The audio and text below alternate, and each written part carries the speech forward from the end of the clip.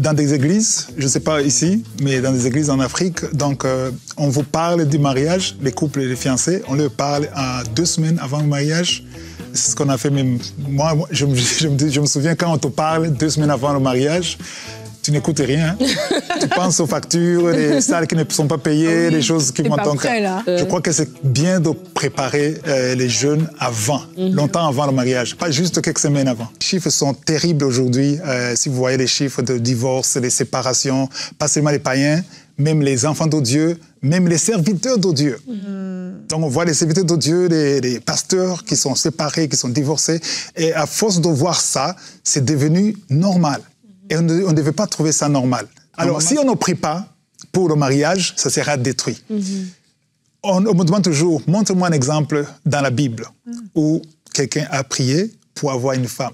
Et beaucoup de gens disent ça. Non, ce que vous dites, ce n'est pas vrai. Donc, l'essentiel, c'est qu'elle soit sauvée et soit dans le Seigneur. C'est ce qu'on me dit toujours. L'essentiel, c'est qu'elle soit dans le Seigneur. Ça aussi, on va en parler. Mais ce qui est important, c'est que si tu pries pour toute chose, tu devais prier aussi pour le mariage. Tu aimes la taille comme ça, et quand c'est comme ça, qu'est-ce que tu vas faire? Donc c'est ça, il faut faire attention. Dans son puissant enseignement intitulé « Le choix du conjoint », l'évangéliste Chris Ndikumana met en lumière une vérité essentielle. Le mariage n'est pas une aventure, mais une mission divine. Selon lui, beaucoup d'échecs dans les foyers chrétiens ne viennent pas d'un manque d'amour, mais d'un mauvais choix dès le départ.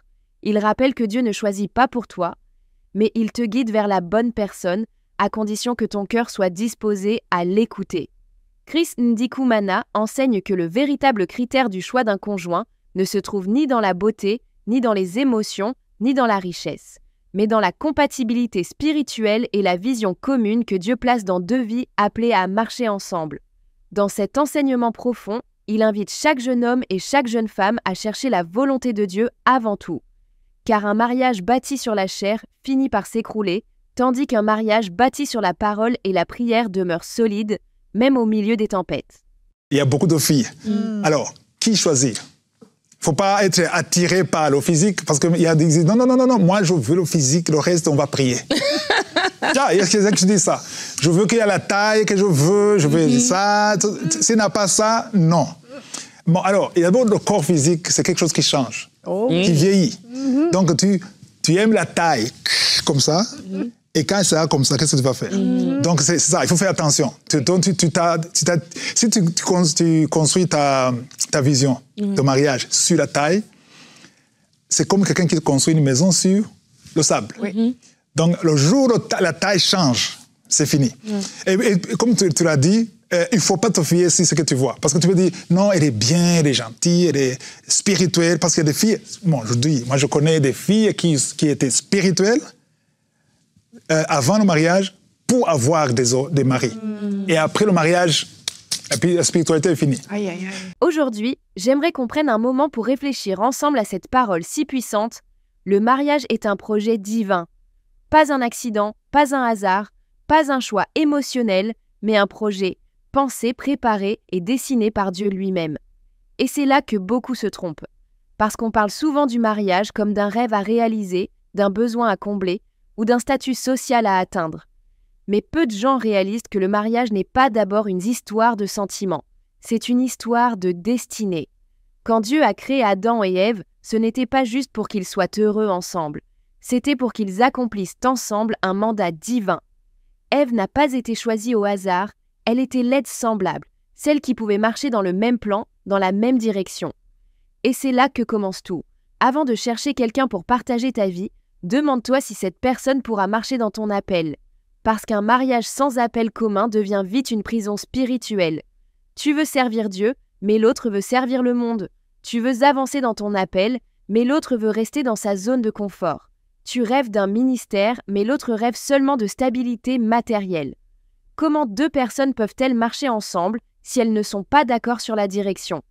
C'est pour cela qu'il faut préparer les jeunes longtemps avant le mariage, pas 2 semaines avant. À 2 semaines du mariage, on ne pense plus à la volonté de Dieu. On pense à la robe, aux factures, aux invités.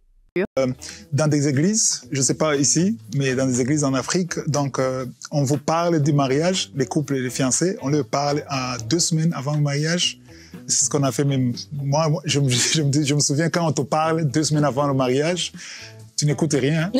Tu penses aux factures, les salles qui ne sont pas payées, les choses qui vont en cas. Je crois que c'est bien de préparer les jeunes avant, longtemps avant le mariage, pas juste quelques semaines avant. Alors, si on ne prie pas pour le mariage, ça sera détruit.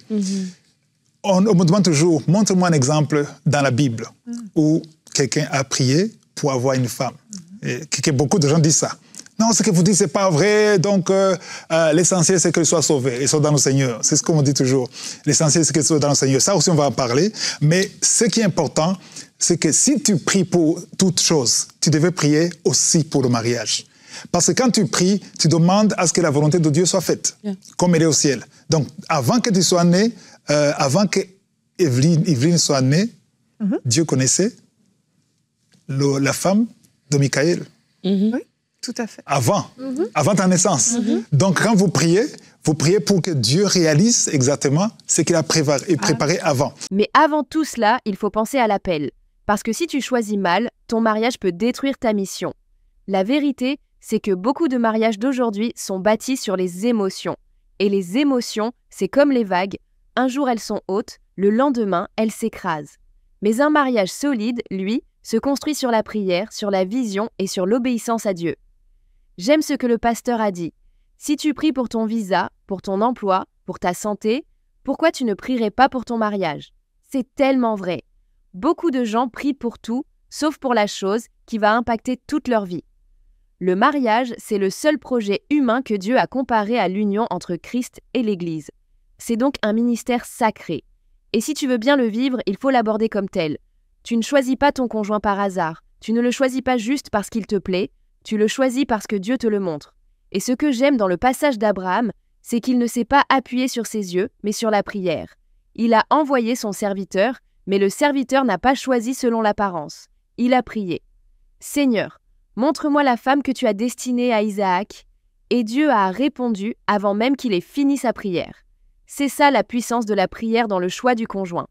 Quand tu pries sincèrement, sans calcul, sans manipulation, Dieu t'exauce. Dieu sait mieux que toi ce qu'il te faut. Tu vois le présent. Lui, il voit l'avenir. Tu vois la beauté extérieure. Lui, il voit la compatibilité spirituelle.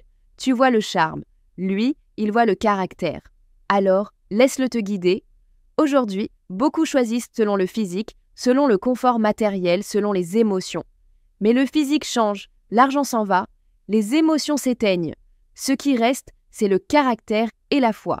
Et si tu n'as pas choisi selon l'esprit, quand les tempêtes arriveront, ton couple sera balayé. C'est pour cela que la Bible dit « L'homme quittera son père et sa mère et s'attachera à sa femme, et les deux deviendront une seule chair. » Une seule chair. Pas deux corps simplement, mais une seule vision, une seule mission, une même direction. Alors, si tu veux te marier, ne cherche pas seulement quelqu'un qui te plaît. Cherche quelqu'un avec qui tu peux marcher, quelqu'un avec qui tu peux prier, quelqu'un avec qui tu peux servir Dieu. Il y a un petit exemple que je veux partager. Maintenant que tu parles que c'est mieux se connaître. Ça, c'est très important. Bon, c'est pas une blague. C'est quelque chose qui s'est passé en Tanzanie. C'est quelqu'un qui m'a dit qui était dans la même église. Donc, il y a quelqu'un qui était riche, qui avait de l'argent, mais il était vraiment... il était comment je peux dire, un peu égoïste. Avare. Il ne voulait pas partager, il ne voulait pas qu'on le connaisse. Il ne voulait pas partager. Alors, il cherchait une fille chrétienne qui n'est pas dépensière, qui ne se maquille pas, qui n'achète pas, qui ne demande rien. Alors, il est allé dans l'église où on ne se maquille pas, où on ne fait pas des choses comme ça. Alors, quand il est allé dans l'église, il a fait semblant d'être sauvé. Il a même été baptisé. Et il faisait... Donc, quand on a vu la voiture, les pasteurs, ils ont dit « Est-ce que tu es marié ?» « Non, je ne suis pas marié. Est-ce qu'on peut te trouver une fille ?» On lui a trouvé une fille. Et il a épousé la fille. Mais avant, pendant les fiançailles, il allait très loin en dehors de la ville pour manger, pour boire, donc se dépenser. C'était un alcoolique. Mais quand il était dans le quartier, pas d'alcool. Et finalement, il a épousé la fille. Et quand il a épousé la fille, après 2 jours de mariage, il est rentré ivre. Aïe, aïe. Et quand la fille a vu la femme l'a vu, « Oh, tu bois !» Et alors, « Oui, je bois, qu'est-ce que tu vas faire ?» Il a dit « Alléluia ! Moi aussi, je suis comme toi. » Moi aussi, Nadine. Moi aussi, moi je suis au bois, alors on va partager. Donc ça veut dire quoi? Lui, il croyait, lui, il croyait tricher, mais elle aussi avait triché. En fait, il est allé dans l'église en trichant. La fille est allée dans l'église en trichant. Ouais. Et je sais pas. Et quelqu'un a dit c'est Dieu qui les a mis ensemble parce que les profondeurs s'attirent. Ah bah là pour le coup ils sont bien trouvés ces deux-là. Ouais. Donc arrête de rire. Alors ça va. Je vais développer ça dans ce que je veux parler parce que ça il faut prier. Ne pas te fier sur ce que tu vois à l'extérieur. Vraiment. Tu dis, oui, elle est sage, elle est quoi, mais elle se cachait et lui se cachait. Et je ne sais pas si c'est le destin ou c'est Dieu qui les a mis ensemble, mais c'est fou, en tout cas. C'est attiré. C'est les profondeurs qui s'attirent. Et si tu es déjà marié, ne désespère pas. Même si tu n'as pas prié avant, même si tu t'es trompé, Dieu peut restaurer. Notre Dieu est le Dieu des secondes chances. S'il a pu ressusciter des morts, il peut ressusciter un mariage. Ce n'est pas parce que tu t'es trompé que tu dois fuir. Ce n'est pas parce que ton conjoint a changé que Dieu a changé son plan. Ce que Dieu a uni, il peut le réparer. Mais attention, réparer ne veut pas dire remplacer. Ne cherche pas une nouvelle personne. Cherche un nouvel esprit dans ton couple. Prie pour que Dieu renouvelle ton cœur, ton regard, ta patience. Parce que la restauration commence toujours en toi.